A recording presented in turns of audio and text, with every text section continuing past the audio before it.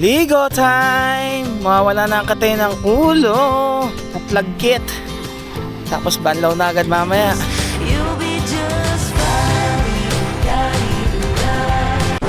Talangin ang alon.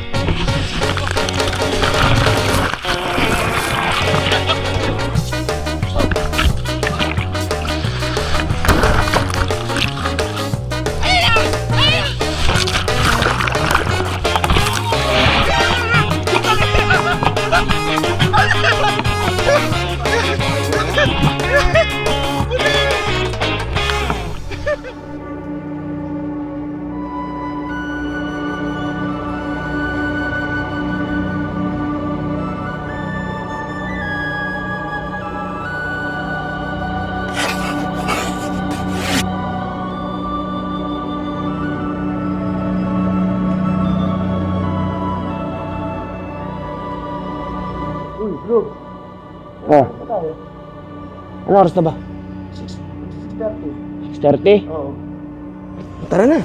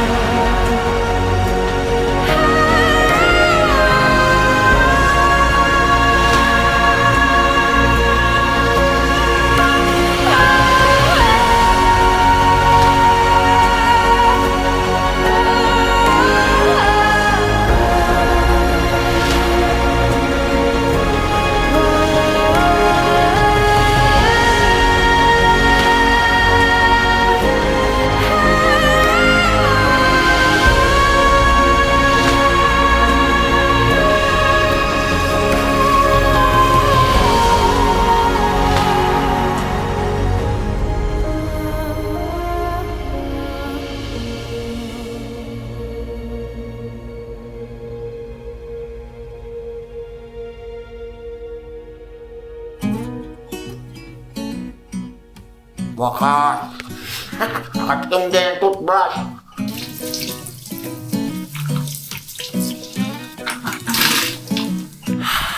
Mabango na hininga ko. Ba? Oh, meron na rin kaming papaliguan. Sa wakas, all goods na. Alas 2 ng tanghali at kaninang alas 8 ng umaga, kami dumating dito sa Villa Manuela. At pagkatapos namin hakutin lahat ng gamit namin, ayan, napatayo na rin dahil umaraw na. At saka yung mga kailangan namin i-charge. Ito, charge ko na yung isang power bank dito, 20%. Intercom namin. Kapag-usap na ulit kami nila sa Dik habang nasa biyahe. Mga battery ng camera, tsaka isa pang power bank dito naman. Ngayon naman maliligo tayo sa labas, sa tabing dagat. Apat yung kama. Gamit lang yung nilagay na namin dyan. Magkatabi pa rin kami nila sa Dik matulog. Kasi yung aircon, di naman ganong kalakas. Kasi ito ay may kalumaan na. And kami rin naman nag-decide na dito sa mismong lumang building nila kami magrenta. Kasi yung bago nilang building, medyo may kamahalan yung upa. Pero mas komportable, mas malakas yung mismong aircon at saka mas maganda. Ito rin naman yung room na tinuluyan namin nung kami ng Hampas Loopers kasama si Jawo nung North Luzon Loop. And okay na naman sa amin yung ganitong room. Kasi kami naman ay basta makapagpahinga, makapag-charge man lang, okay na sa amin yon. Tsaka maayos na papaliguan at maayos na matutulugan. Yun, no, tingnan nyo kung gaano kainit na ngayon. Ito na pala, ganito na itsura ng lumang building nila. Actually, ayaw na nga nila talaga to parentahan. Pero dahil nga ang gusto lang namin, yung kasya lang ba sa budget, nasa ganun, meron pa kaming budget. Kasi pagka ang ginawa namin ay sa mismong bago nilang building, medyo mapapamahal kami. Baka mabuhusan na kami ng budget sa biyahe namin. And buti naman nakausap ko si Sir and tanda pa kami yung Hampas Loopers. Ayun, binigyan kami ng discount ni Sir. Maraming salamat kay Sir dito sa Villa Manuela. Ito yung bagong building nila. Siyempre, katapat is yung mismong dagat. Yan. At dito rin namin nakilala si Miss Pibikins ng Nagbaban Life. At mula nung nakita namin yung van ni Miss Pibikins, doon na nagka-interest karamihan sa amin sa van life. Tsaka syempre camping na din. Boy, di ka pa ba nagugutom? Tara tayo kumain muna tapos diretso tayong ligo dun sa dagat. Nakapagsuot din ng sando sa wakas. Talagang ito ay inihanda ko para sa beach. Walang tsinelas. Ang init. Ang init. Parang solo-solo namin yung lugar ngayon Parang kami lang yata nandito ngayon Ito yung kainan nila, which is dun yung information nila. Pwede ba pupunta kayo dito? Yun, sarap sa paa. Oh. Boom! Umayo ng panahon. Umayo ng panahon sa amin.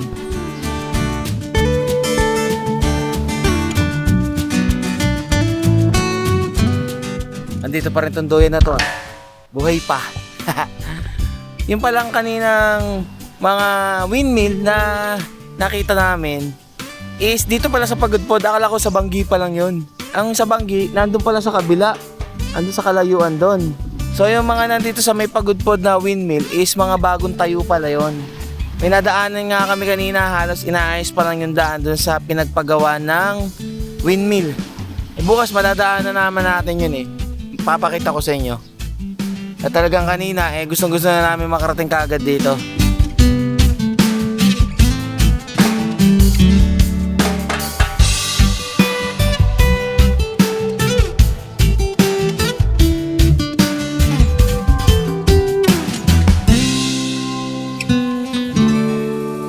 Dinig na dinig yung hampas ng alon. Katirika na ba? Medyo mahapdi sa balat. Mamaya sigurong hapon kami maliligo dito sa dagat. Medyo makaka-sunburn to. Kapit lang tayo saglit. Solo nga namin yung lugar. Lambot ng buhangin. Woo!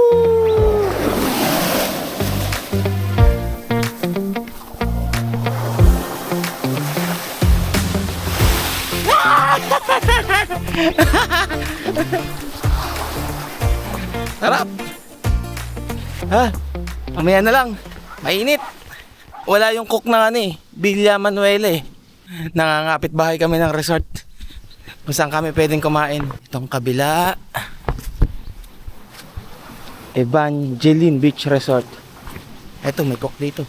Pwede naman palang kumain kahit sa ibang resort tayo naka-check-in. Ito, scan lang tong QR code na to. O tapos ito na yung lalabas sa QR code. Kung ano yung mga menu.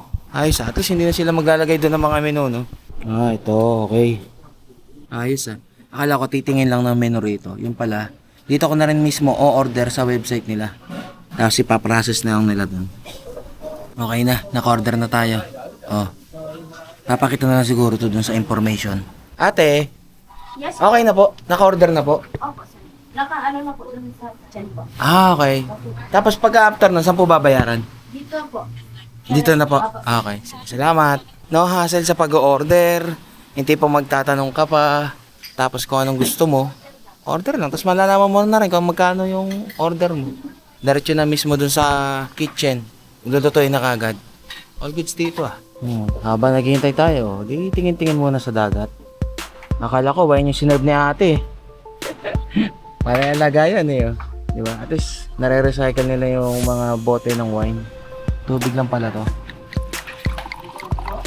Pangyayamanin yung baso, bro. Social-socialan lang muna tayo. Ngayon ang araw. Bukas balik ulit tayo sa panghampas lupa. Parang mas masarap uminom pagkaganta yung baso Lasadik, tagay, lasadik. Bro, tagay na bro. Inom mo na. Habang naghintay tayo, tagay mo na. Ayaw talaga uminom mo. Kahit tubig na lang yung laman, no? Pag sinabing tagay, akala siguro laging alak yung binibigay. Thank you, te. Hey. Ang sosyalin. Bukas, mahirap na ulit. Ano po yan, ma'am? Pampaalis ng ano po. Nang. Ng langaw. Okay. Kala ko soup eh. Hihigupin ko na sana kaagad eh. Pampalis daw pala ng langaw to. Yun. Pagod pod, sunrise. Gutom na isa oh. Tinira na kaagad. Sinira na agad yung design. Pakita ko muna sa inyo kung ano yung tsura nung in-order namin. Diba may garnish pang ganyan no? Oo. Ganyan pa. Pagka binuksan ko siguro to, nakahalo na mismo yung mga laman-laman. So ang nakalagay kasi dito sa menu nila, ang nakahalo is merong gulay, merong squid, prawns, or yung hipon, tas longganisa and bagnet. Yun ang nakalagay. Sa bagay, nakikita ko naman, ito, laman. So, hindi mo na kailangan maghimay-himay ng mismong ulam. Kumbaga, pag ito in order mo, subo ka na lang ng subo. Kasi wala na, andito na mismo, nakamix mismo na rito, hipon. Ang dami, laki pala nito. Sakto lang yung lasa. Hindi siya maalat, hindi siya kung anong sobra, basta katamtaman lang. Hindi masisiling. Yung lasa ng kanya, nandun sa mismong hinalo ng mga hipon, bagnet, nandun yung lasa eh. Kinakain ba to? Oo. Sure ka kinakain to? Oo, hindi naman nilalagay niya kung hindi ako nakain ko. Kinakain daw to. Wala may bibig ko. Kinakain. Nakakain ako niyan. Kaya ikaw dapat. Ayan yung iyo, di mo kinakain. Kaya dapat makatingin pa niya. Gano'n kayo mo pa ako ha. Pero to kinakain to, sigurado ako. Ito.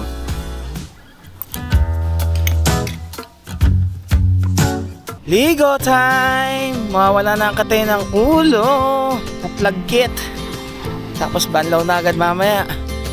Daming aso dito. Pag dinala ko yung mga alaga ko dito, hula ko. Ahabulin to mga to eh. Depende na lang kung papatulan ng mga to.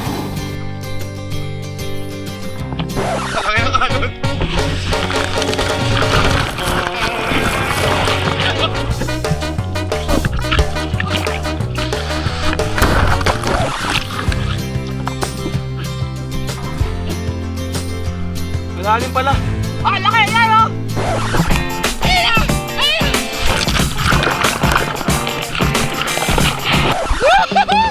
Through the day to the evening, without shouting and screaming, something made me alone without being lonely. Getting back to the old me. It's kinda nice to feel free. I thought this was over, thought I could control it, but if I speak the truth,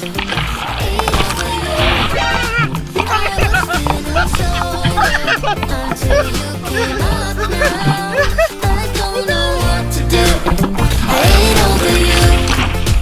Grabe yung mga aso dito, pakisating ka lang. I ain't over. No matter what I do, I ain't over you. I ain't over. I ain't over. No matter what I do, I ain't over you. I ain't over. I ain't over. No matter what I do, I ain't over you. Ain't over you. Ain't over you. And no matter what I do, I ain't over you. Time check, 7:51 or mag 8 PM. At kanina pagkatapos naming maligo sa dagat, dumaretso na rin kami ng Banlaw. At ngayon ay presko na kami, wala nang nangangatit, di na malagkit ang pakiramdam. Yeah. Pupuntahan lang kami ngayon na malapit lang naman, which is 4.4 kilometers. At meron kaming kausap na 8 PM daw, dapat nandun na kami. Oops, saan ang daan? Dito pa ako. Yan. Yan. Siyempre, naka-riding boots ako at wala akong tsinelas. Liwanag oh. Boom! Silaw ang white lady. Ba't ganun? Parang ang baho pa rin natin. Malayo ako sa'yo ah. Baka sarili ko lang yun ah. Huwag mo ako dadamay. Kilala nyo rin naman tong tatagpuin namin. Eh, nais lang din namin siyang i-congratulate sa kanyang resto bar ata yun. At ititreat daw kami ng dinner. Siyempre, tatanggihan ba naman natin yun? Libre yun eh. Tsaka nakakahiya bro. Oo. Saka, 2 years bago ulit tayo nagkita. Di ba? Nung last natin nung punta, 2 years na. Halos sa kung ano mga post lang sa personal account at sa Facebook page yung mga update namin kung anong nangyayari sa kanya-kanya. Anong nangyari kaya doon? Mukhang nagkabanggaan yata ah. Dati, itong daan na to, wala pa tong kailaw-ilaw. Halos nung pumunta kami noon, gabi pa lang noon, napakadilim dito. Ngayon tad-tad na ng solar lights. Nice one. Sa loob ng 2 years di ba? Makikita mo na kagad yung pinagbago ng lugar. Itong lugar nga pala to, ang pangalan ay Saud. Kung saan dito nyo makikita yung mga white beaches resort. Di ba? Ang lalaki ng solar. Sana all ganyan no. Oo. Sana ganyan din doon sa dinaanan natin. Halos ang liliit lang ng pag-ita ng mga solar lights Pamilihang bayan ng Pagudpod. Ito na pala yung mismo sentro talaga. Malapit lang pala, halos 10 minutes lang. Ginawa lang namin 5 minutes, bumakbak kami. Tama ba? Ito nga, tama nga. Dito. Kaliwa. Ayun Hera. Saan ba pwede parada to? Go ka dyan sa harap. Pwede pa ipasok to dito? May mga motor Dyan na lang tayo, sabi mo to. Sa tapat, sarado. Ito pala ang kanyang bar cafe. Congrats po, ma'am. Meron na kayong sarili. Miss PB? Papunta pa lang siya? Okay, sige. Hintayin namin. Ang pangalan mo, sir? Christian po siya. Ayan. Si Sir Christian mo na yung mag-aasikaso dito. Opo mo na rin siya. Sige. Kailan ba ito nag-open? Next year pa siya. Last year? Next month siya. Next month? Gawa 1 year lang? Anniversary First year anniversary Celebration natin din dito. Let's drink, let's eat, let's talk. Ganda ng place, ganda ng ambience.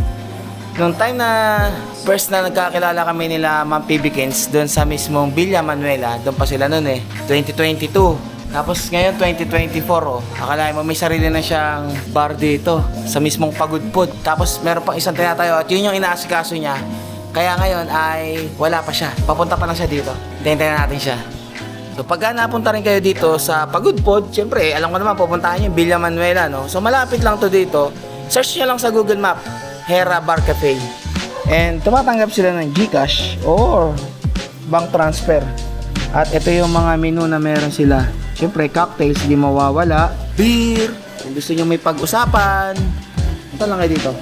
May frap din sila. Sabi, milk tea. Meron din, milkshake. Appetizer, dinakdakan, crispy sisig, bagnet, at maraming pa. In order namin ay pasta. At ang kanilang best seller na pasta ay crab pasta. Good for two na yan. At meron silang FB page, like nyo na lang, Hera Bar Cafe. Yan, follow nyo. Wow, nakamotor na! Magra-ride na ba tayo? Meron na rin ba siya? Pasio? Sabi, nakita ko yun Hello! Bro, basta. Kamusta? 2 years! Natuloy din. Oo nga, isa kayo dito dyan. Kadyan na lang! O, saan ba? Sige dyan. Natuloy din. Tagal, no? Oo nga, grabe. Ano kami? Cordillera? Ikot? Kaya, hindi na ako nakapag-travel, grabe. Busy ka na pala sa business kaya wala kami sa upload Ayun na, mga 1 year. 1 year na yan. Congrats pala muna. Mag-branch na lang kami sa kanila. Ayun yung inaasikaso nyo ngayon. Oo. Wow! Second Carpintero branch. kami. Kapintero muna kami kanina. Okay. As usual, DIY. Naganda tayo ng chicken wings, sisig, and ang kanilang bestseller na crab pasta. Yes, as usual. Sarili mo bang ano yan? Yes, Recipe? Lahat yan? Wow! Siyempre, meron pa tayong Pati crab. yung mga crab. Siya ang nagpaumpisa ng van life. At ngayon si Boy PI nagba-van life na. Siya nag-inspire Oo. 2 years last na nakita. Nandun pa kami sa beach. Sa kabila. Creamy. Nasa nearby, isigan sila. Oo, Pero ngayon, finally. ito na. Oo, finally natuloy after 2 years. Oo. Hindi, kahit nagka nang kumain, nakain na lang to. Si John Fox, kumakain na. Tagal mo Tagal ko ba? Babalik-balikan. Careful ka. Sure up. Tutunin Sakto-sakto. Pasta tsaka chicken. Sasat ka ba ngayon? Hindi ka humingi. Natosting ka lang. Baka magbago yung isip mo eh. Ito para ito may sakit mo. Baka mamaya nagbago na isip mo eh. May inom ka na pala. Every 2 years lang tayo nagkikita. Huwag na kayo nahiya. Kaba tagal nga. Paano kasi nahihiya? Si Si DJ, nahihiya. Alam mo sabi niya, pasta lang daw, paghahatian niyo ba? Diyos ko naman! Parang, Siyempre. Nakakaya. Ano bang nahihiya? Pero ngayon, kahit na araw, bukas dito tayo. Oo ba? Oras ba kayo nag-open? agad-agad. Actual 5. Alisin ko ng Hapon. Hapon. hapon. Hanggang Tayo eh. 5 to 12 midnight. 5 to 12 midnight. ang dalawa ko naman okay. Hindi ko alam yung isa na yun. Ano kasi? Pagkatapos namin kumain, nagyaya to si Miss PB na may pupuntahan daw, ride daw. Wala naman kaming tanggi sa ganyan, basta ride. Mabilis kaming kausap. Night ride dito sa Pagudpod. Oras pa lang pero wala nang gaanong mga tao sa labas. Napakatahimik. Ano yun? Bigla may pusa. Maganda raw dun sa pupuntahan namin eh. Hindi ko lang alam kung bukas ng maga, pag alis namin, matadaanan namin para may pakita ko sa inyo ng umaga. Kung hindi man, edi sa susunod na balik natin dito.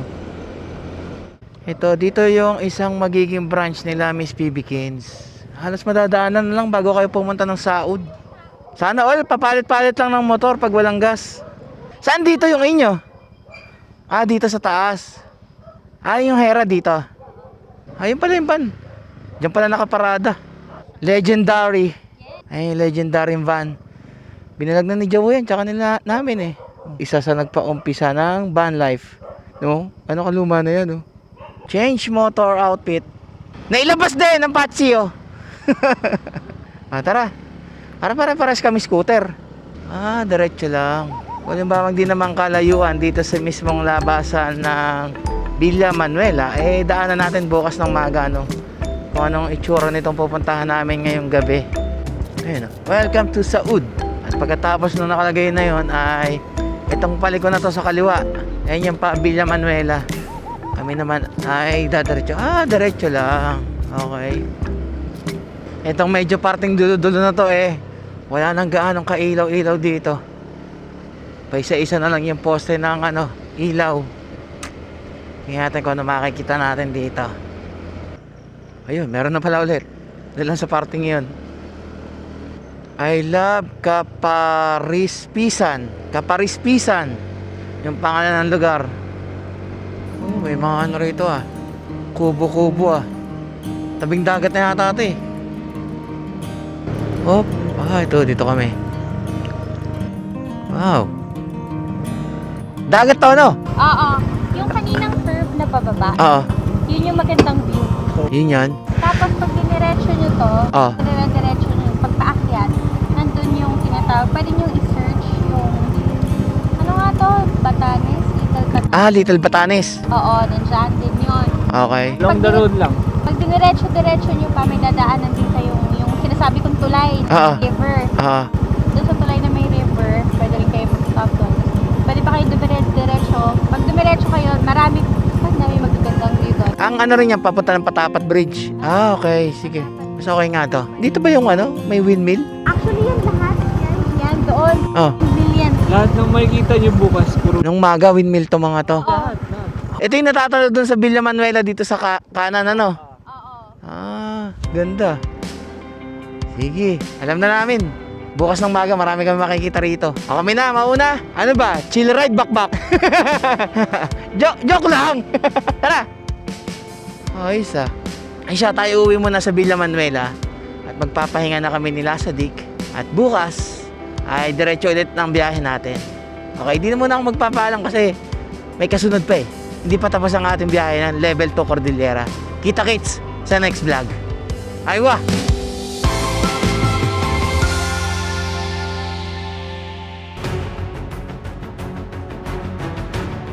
Okay. So parang gumuho na yung mismong daan dito na ginawa. So ngayon, O yan o, gumuho na dun o. Doon yung mismong daan dun o.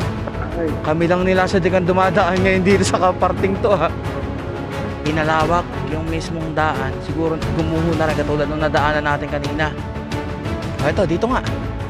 Ito nga yung tulay, ayun o. Mas okay pala yung dinaanan natin ngayon eh. Ito ang unang tawid namin tulay na ganito. Sa Hanging Bridge. Oh. Ay. Alright. Yeah! Yan ang adventure. Grabe yan, no? Kung inabutan natin yan, no? Oh, Pia. First checkpoint pa lang. Oh my. Alas 3:30 siguro. Nandun na tayo, first checkpoint.